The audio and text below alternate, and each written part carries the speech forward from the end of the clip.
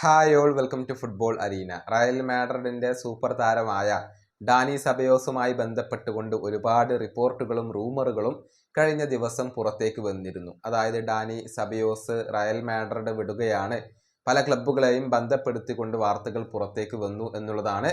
ഏതായാലും ഇതിലെ പുതിയ വിവരങ്ങൾ മാധ്യമങ്ങളും അതുപോലെ തന്നെ ഫാബ്രിസിയോ റൊമാനോ ഉൾപ്പെടെയുള്ള മാധ്യമ പ്രവർത്തകരും നൽകിയിട്ടുണ്ട്. അത് നമുക്കൊന്ന് വിശദമായിക്കൊണ്ട് പരിശോധിക്കാം.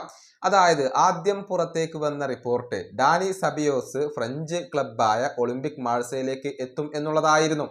പക്ഷെ അവസാനത്തിൽ അത് കൊളാപ്സ് ആയിട്ടുണ്ട്, അത് ഇല്ലാതായിട്ടുണ്ട്. അതിന്റെ കാരണം അത് ഡാനി സബിയോസ് തന്നെയാണ്.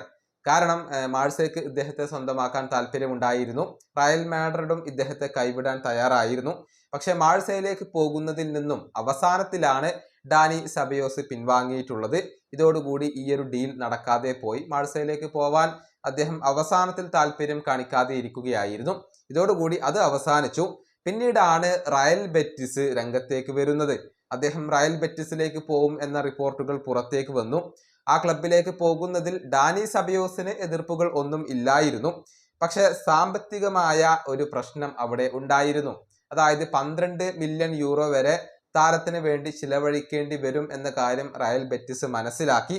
ഇത്രയധികം തുക ഡാനി സബിയോസിന് വേണ്ടി മുടക്കാൻ റയൽ ബെറ്റിസ് തയ്യാറായിരുന്നില്ല. ഇതോടുകൂടി റയൽ ബെറ്റിസും അതിൽ നിന്നും പിൻവാങ്ങിയിട്ടുണ്ട് എന്നാണ് ഇപ്പോൾ റിപ്പോർട്ടുകൾ എല്ലാം ചൂണ്ടിക്കാണിക്കുന്നത്. ബ്രസീലിയൻ സൂപ്പർ താരമായ ആന്റണിയെ കൊണ്ടുവരാൻ വേണ്ടിയുള്ള ശ്രമങ്ങളിലാണ് റയൽ ബെറ്റിസ് ഉള്ളത്. അതിലാണ് അവർ ശ്രദ്ധ കേന്ദ്രീകരിച്ചിട്ടുള്ളത്. അതുകൊണ്ട് തന്നെ നിലവിലെ റിപ്പോർട്ടുകൾ പ്രകാരം ഡാനി സബിയോസ് റയലിൽ തന്നെ തുടരാനാണ് സാധ്യത.